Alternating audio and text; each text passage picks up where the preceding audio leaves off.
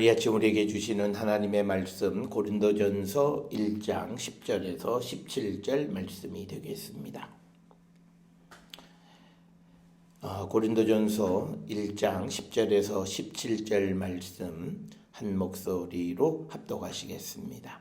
형제들아, 내가 우리 주 예수 그리스도의 이름으로 너희를 권하노니 모두가 같은 말을 하고 너희 가운데에 분쟁이 없이 같은 마음과 같은 뜻으로 온전히 합하라. 내 형제들아, 글로에의 지편으로 너희에 대한 말이 내게 들리니 곧 너희 가운데 분쟁이 있다는 것이라.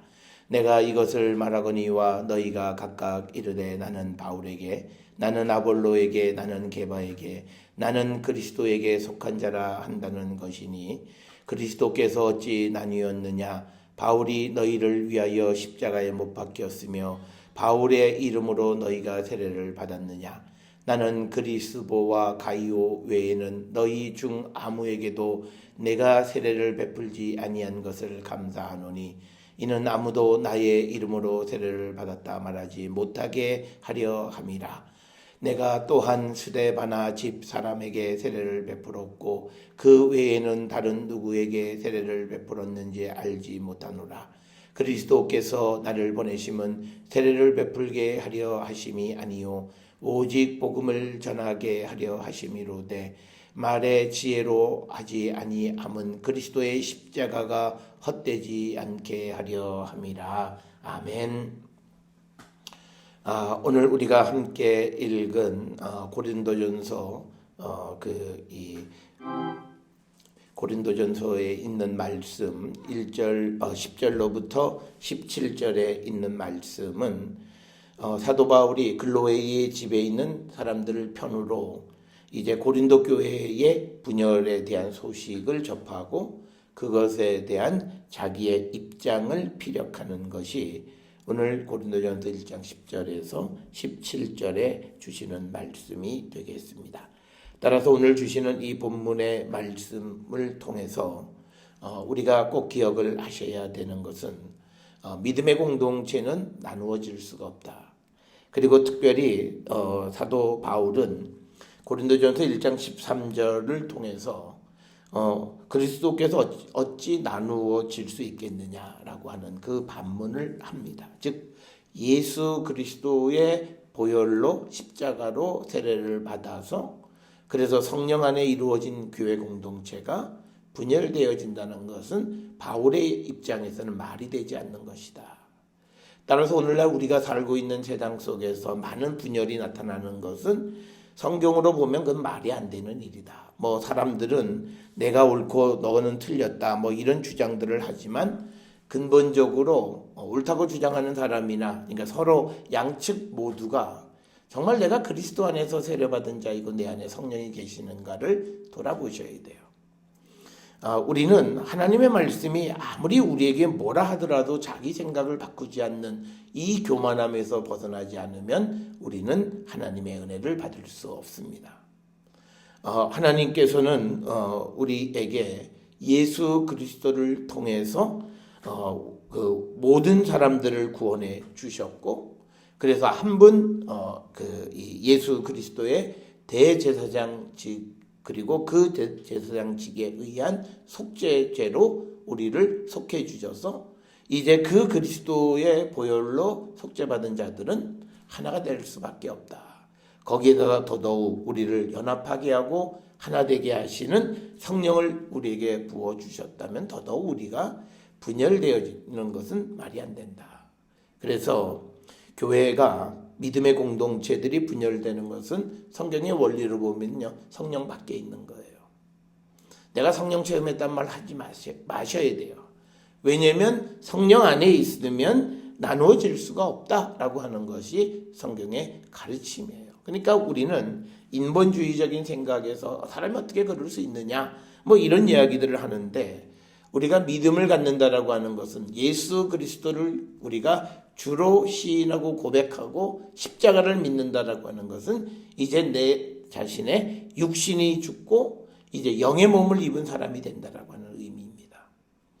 그렇기 때문에 육신의 사람으로서는 얼마든지 나누어질 수 있고 자기 주장 속에서 분열이 있을 수 있지만, 그러나 우리가 바울 서신에서 특별히 강조하는 게 뭐예요? 그리스도 안에서는 절대 나누어질 수 없다라고 하는 것을 우리에게 가르쳐주는 그런 말씀이 되겠고, 따라서 오늘 주시는 1장 10절에 나와 있는 형제들아, 내가 우리 주 예수 그리스도의 이름으로 너희를 권하노니 모두가 같은 말을 하고 또 너희 가운데 분쟁이 없이 같은 마음과 같은 뜻으로 온전히 합하라 라고 하는 겁니다. 따라서 바울이 오늘 주시는 이 고린도전서 1장 10절을 통해서 우리에게 말하는 것은 우리가 믿음의 공동체라고 하는 것은 뭐냐라고 하는 거예요. 그냥 겉으로 나타나 있는 같은 말만 하는 것이 아니라 같은 마음 그리고 같은 뜻을 가지고 상호 교제하는 겁니다. 그게 믿음의 공동체라고 하는 거예요. 그러니까 우리는 대화를 나누고 할 때는 딴소리하고, 그리고 또 뒤에서 서로 나누어져서 생각할 때는 또 다른 생각, 이렇게 하는 서로 이중적인 모습, 그게 세상에서는 사람의 처세술로는 참 훌륭할런지 모르지만 복음 안에서는 그것만큼 잘못된 것이 없다라고 하는 것을 우리는 꼭 기억을 하셔야 되고, 그래서 바울은 로마서 12장 16절에서 서로 마음을 같이 하는 그런 공동체의 삶을 강조하고 있는 겁니다. 그래서 우리가 같은 뜻을 가지고 있다라고 하는 것은 같은 목적, 같은 판단을 그리고 같은 결정을 내리는 거예요. 그런데 여기서 같다라고 하는 것이 형성될 수 있는 건 뭐냐면 전부 다가 그리스도를 위해서예요. 주님을 위한 생각. 그러니까 우리가 싸우는 경우들 보면 주님을 위한다고 그러면서 서로 다투어요. 그러니까 그런 모습이, 이것은 성령 안에 예수 그리스도의 보혈로 세례를 받은 사람들의 모임은 아니다라고 하는 것. 그래서 내가 교회 안에서 누군가 자꾸 다툼이 되고 누가 분쟁이 된다면요, 그 사람이 문제가 아니라 내가 문제인 거예요. 내가 성령 안에 없기 때문에 자꾸 분쟁이 벌어지고 다툼이 나타나는 거예요. 그래서 우리가 그럴 때마다 우리가 겸손하게 자기를 돌아보는 그런 성도들이 되어야 우리가 정말 믿음이 우리가 장성할 수 있고 믿음이 온전해질 수 있다라고 하는 겁니다. 그래서 우리가 서로 마음을 같이 한다는 것은요, 높은 마음을 갖지 않는 거예요. 그러니까 남을 무시하지 않는 거죠. 남의 생각을 이거를 그냥 자기가 그냥 짓밟아버리는 그런 것이 아니라고 하는 겁니다. 그래서 우리가 그리스도의 공동체 구성원들은 같은 세례를 받은 자들이고 같은 십자가의 보혈로 우리가 세례를 받았기에 우리는 같은 뜻 그리고 같은 마음을 가지고 우리가 살아가는 자들이다. 그래서 오늘 주시는 말씀에 모두가 같은 말을 하고 그 다음에 같은 마음과 같은 뜻이죠. 같은 말이라고 하는 것은 조금은 형식적인 모습일 수 있어요. 그런데 마음의 생각, 같은 마음, 같은 목표를 향해서 같은 뜻을 온전히 합하는 그런 것이 믿음의 공동체다. 그래서 우리가 믿음의 공동체는 크게는 교회 공동체, 그리고 작게는 우리 가정의 공동체도 이게 소위 그리스도 안에서 하나의 그 목표를 향해서 나갈 수 있는 그런 공동체가 되어야 가정이 정말 믿음의 공동체다라고 하는 것, 그것을 우리가 보시면서 분쟁에 대한 사도 바울의 그 입장에 대한 원칙이 1장 10절에서 언급되어져 있다라고 하는 겁니다. 그러면서 11절에서 사도 바울은 자신이 고린도 교회의 분쟁에 대해서 어떻게 들었느냐, 그것에 대해서 11절에 보니까 글로에의 집편으로, 그러니까 이 말의 의미는 뭐냐면 글로에라고 하는 사람의 집에서 일하는 사람들을 통해서 내가 고린도 교회의 분쟁에 대해서 소문을 들었다라고 이렇게 이런 의미가 되겠습니다. 글로에라고 하는 말의 뜻은 녹색 허브를 뜻하는 거고, 이 사람은 아마 에베소 출신의 부유한 어떤 그런 여인, 그래서 심지어는 이 글로에가 아마 여자 상인이었을 거다. 그래서 바울이 머무는 것과 고린도 사이를 왕래하면서 무역을 하는 통해 이들을 통해서 사도 바울이 고린도 교회가 지금 분쟁하고 있다라고 하는 것을 알게 되어졌다. 이렇게 설명을 하기도 합니다. 하여튼 오늘 11절에서는 바울은 분명하게 이야기하는 거예요. 내가 그 소식 어디서 들었다라고 하는 거예요. 그러니까 뭐냐면 바울은 자기가 어떤 정보를 입수하게 되어진 경로를 분명하게 밝힙니다. 근데 우리는 내가 어디서 이 이야기를 들었다라고 하는 거는 밝히지 않는 경우들이 많아요. 그건요, 어쩌면 정확한 것이 아니기 때문에 그럴 수 있습니다. 그런데 오늘 주시는 이 바울은 글로웨의 지편으로 내가 고린도 교회의 분쟁에 대한 소식을 들었다라고 이렇게 이야기합니다. 그래서 그 분쟁의 내용은 12절에 나와 있습니다. 고린도 교회에서 각각 말하기를 나는 바울에게, 나는 아볼로에게, 나는 게바에게, 또는 나는 그리스도에게 속한 자다. 이렇게 주장하면서 분파가 생겼다는 거죠. 그러니까 우리가 이 12절에 있는 말씀을 통해서 당시 고린도 교회의 중요한 사람은 세 사람이에요. 바울, 아볼로, 게바예요. 그리고 여기에 속하지 않은 사람들은 야, 난 그럼 그리스도에게 속했다 라고 이 나머지 사람들을 비아냥거리면서 하는 말이 나는 그리스도에게 속한 자다 라고 하는 그런 말을 서로 하게 되었다라고 하는 겁니다.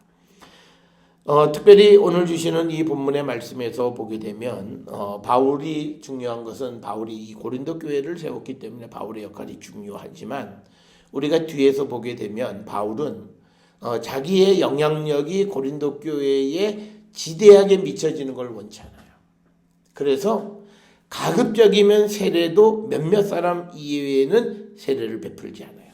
그리스도보, 가이오, 그리고 스데바나 이렇게 몇몇 사람들에게만 세례를 베풀고 나머지는 그 교회에서 먼저 믿었던 사람들이 세례를 베풀게끔 이렇게 배려하는 모습이에요. 그러니까 바울은 내가 그 교회를 설립하는데 중요한 역할을 했지만 자기 주장을 하지 않는 거예요.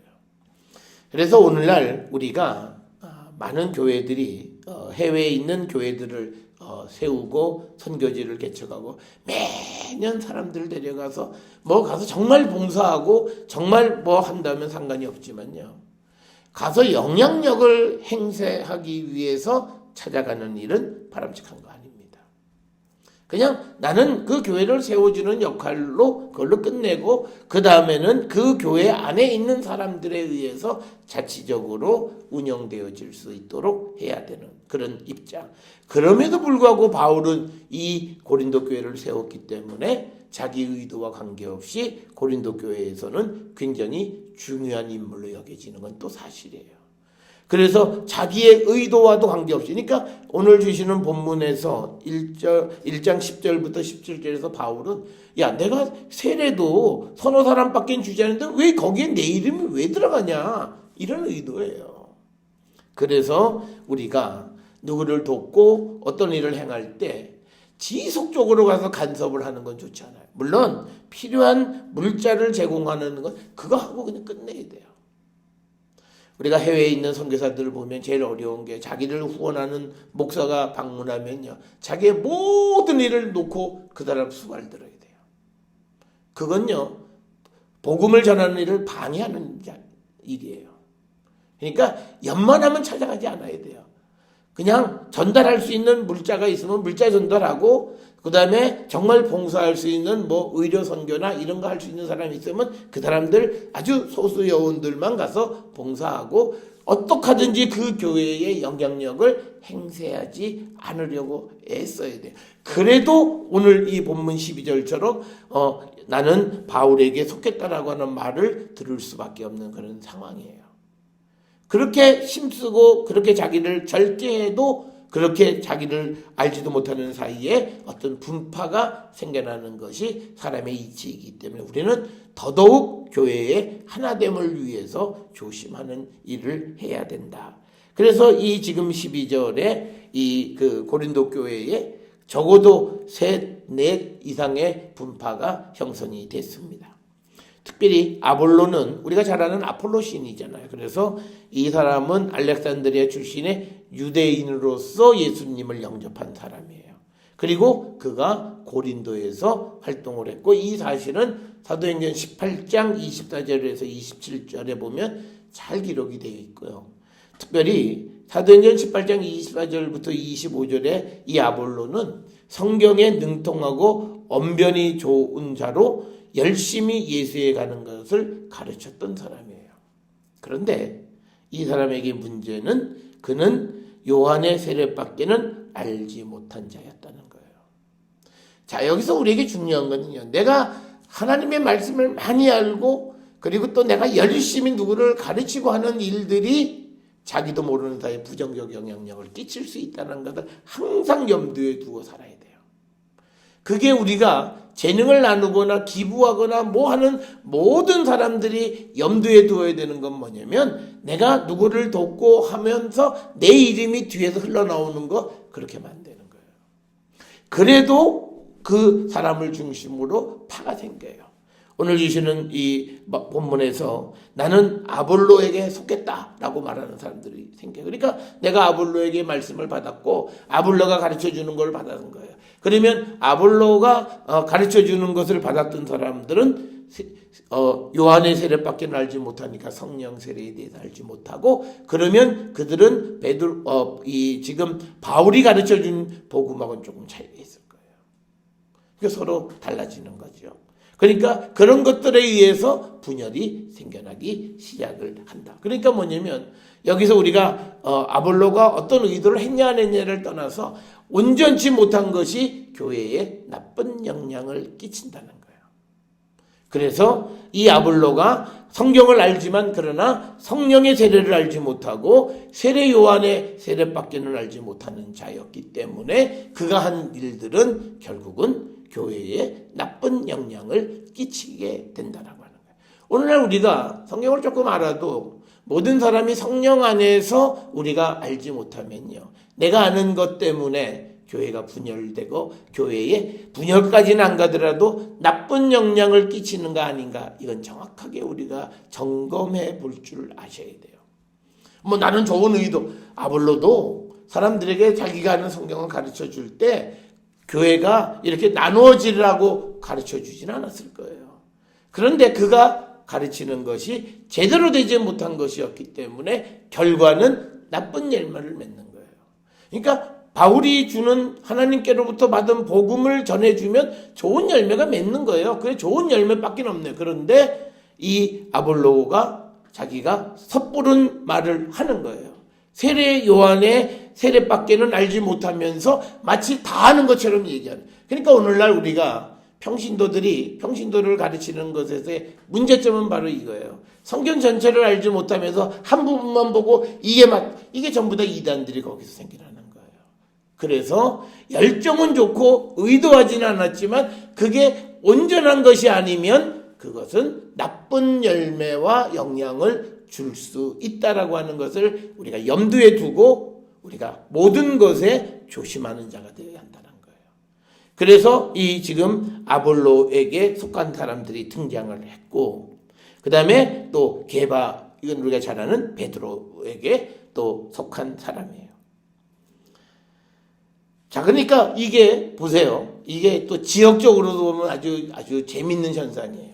이 지금 우리가 아볼로라고 하는 사람은 알렉산드리아 출신으로서 유대인으로서 지금 고린도에서 활동하고 있는 그 사람, 유대인으로서 고린도에 활동하고 있는 사람, 이 아볼로와 우리가 매치될 수 있는 사람이 누구냐면 베드로죠. 그 다음에 이제 또 하나 등장하는 것은 이제 바울이에요. 바울은 이방인의 사도고 성령의 세례를 그 어느 것보다도 강조하는 사람이었어요. 그러니까 자기들이 가지고 있는 성향 때문에 알게 모르게 또 나뉘어져요. 자, 그래서 우리는 인간이 내가 선한 의도만 가지고 있다고 해서 선한 열매 맺는 거 아니에요. 우리가 정말 선한 열매를 맺으려면 내가 성령 안에 있어야지 내 의도가 선하냐 아니냐가 중요한 게 아니에요. 굉장히 중요한 포인트입니다.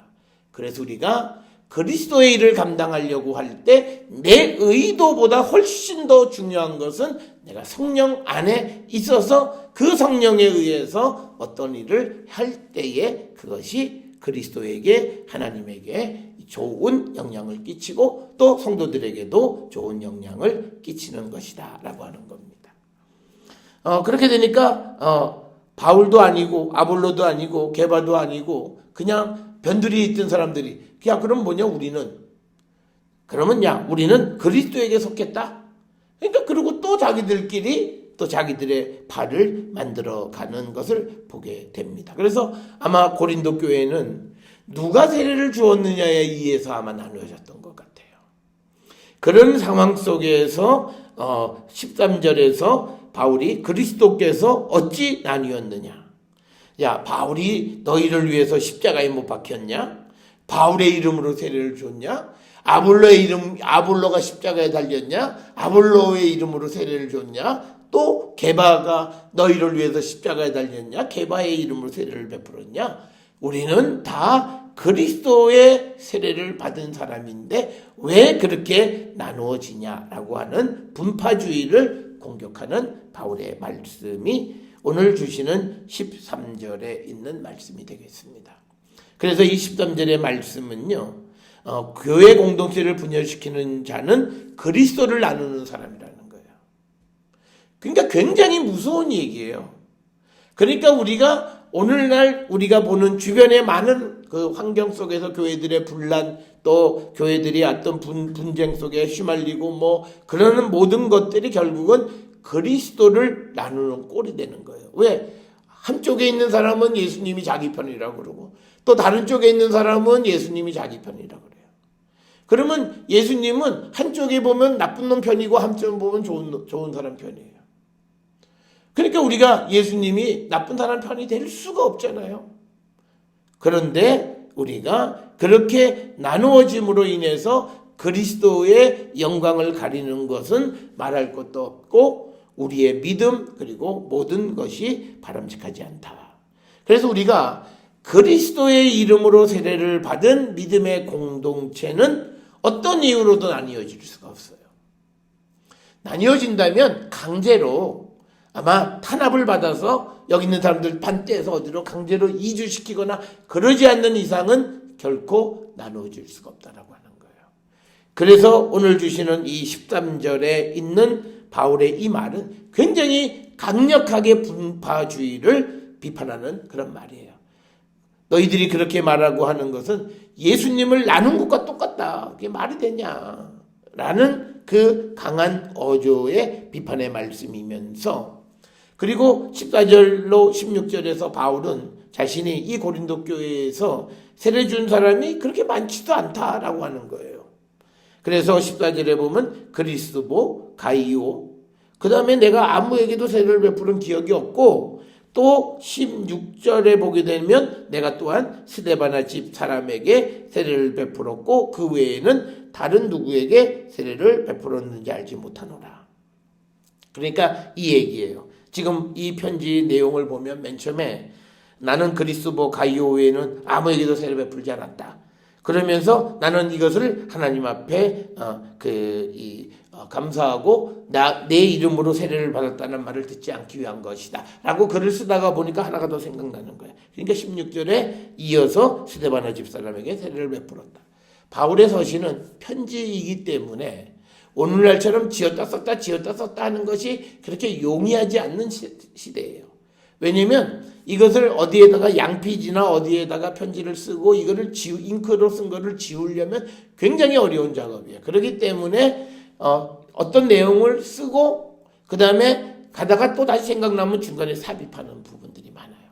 바울 서신을 우리가 이해할 때 이것을 잘못 이해하면 전후 관계를 우리가 흐트러뜨려서 잘못 이해하는 경우들이 많아요.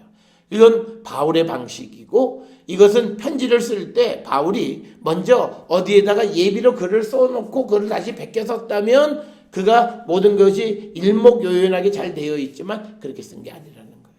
내용을 쓰고 가다가 내가 생각해 보니까 스데바나에게도 내가 세례 줬지. 그러니까 14절에서 그리스도보 가이오 외에는 아무에게도 세례 주지 않았다 그랬는데 16절에 스데바나 집사람에게 세례를 베풀었다는 얘기가 툭 튀어나오는 이유는 그런 방식으로 글을 쓰는 것이다라고 하는 거예요. 그래서 우리가 서간문, 편지는 이런 형식이 많아요. 그래서 이거를 논리적으로 갈 때 시간적으로 앞에서 우리가 어떤 이들은 그래. 아니 아무도 두 사람 외에는 아니라 그랬다가 이거 16절에서 스데바나 사람이 또 튀어나왔으면 이게 성경이 틀린 거다. 이렇게 그게 틀린 게 아니라 유대인들이 특히 편지를 쓰는 일반 사람들의 방식이에요. 오늘날 우리는 컴퓨터로 뭘 작업을 하다가 틀리면은 뭐 다 지워버리고 또 중간에 삽입하는 게 얼마나 수월해요. 그런데 이 당시에는 그렇지 않아요. 우리가 유명한 얘기가 있어요. 보통 우리가 외국에 가서 공부할 때 학위를 받을 때 컴퓨터가 개발되어져서 학위 논문 쓰는 그 기간이 1년에서 1년 반 정도 단축됐다 그러는 거예요. 예를 들어서 학위 논문을 한 400페이지, 500페이지를 쓰고 만약에 옛날에 타이프라이터 치다가 번호를 하나 잘못 맞추거나 하면요. 번호를 우리가 옛날에 지우개로 그 리퀴드 액으로 지워서 말려서 다시 끼워서 치고 하는데요. 400장, 500장은 하룻밤새요. 번호만 치는데. 그런데 요즘은 중간에 갖다 끼워 놓으면 자기가 알아서 자동으로 착 맞춰. 한 뭐 1초면 모든 게 다 끝나는 시대. 그래서 모든 것의 시간이 예전에 비해서 1년에서 1년 반 정도 단축됐다 이야기하는 거예요. 이런 문화 속에서 이 서간문을 이해하면 안 된다라고 하는 거예요. 당시에는 양피지나 이런 데 글을 쓰는데 잉크로 쓰고 잘못 쓰면 이걸 지워버리는 게 굉장히 어려워요. 그러니까 그 내용 밑에다가 다시 내용을 첨언하는 방식을 사용하고 있는 것. 그래서 14절에서 두 사람 외에는 아무에게도 세례 베풀지 않았다고 말하고는 16절에 가서 다시 스데바나 집사람에게 세례 베풀었다고 말하는 이야기가 기록된 것은 바로 이런 이유다라고 하는 겁니다. 14절에 나오는 그리스도보는요. 이 사람은 아마 이 외모로 이름이 붙여졌는데 머리가 곱슬곱슬한 사람인 것 같아요. 그리스도보라고 하는 말의 뜻이 곱슬한 머리칼 이런 뜻이고 사도행전 18장 8절에 이는 회당장으로 기록이 되어 있고요.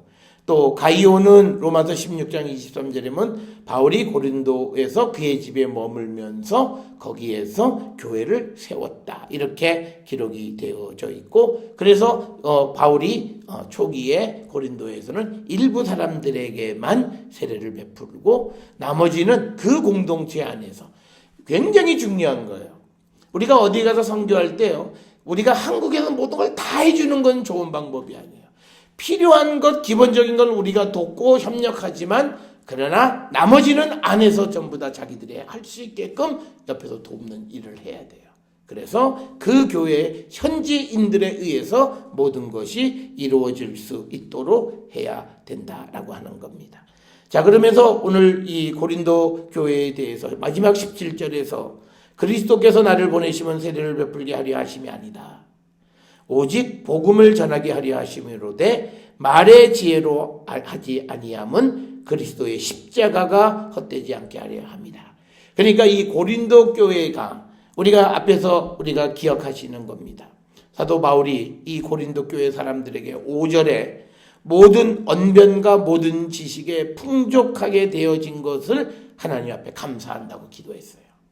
그런데 그들의 이 언변 자체가 그들의 이 말하는 그것이 결국은 이 교회를 위기로 몰아넣을 수 있다는 거예요.